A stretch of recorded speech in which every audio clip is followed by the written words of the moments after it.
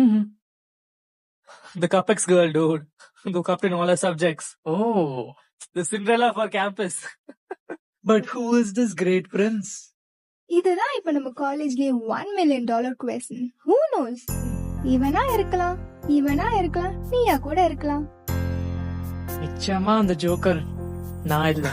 விழியிலே என் விழியிலே கனவுகள் கலைந்ததே, உயிரிலே நினைவுகள் தழும்பு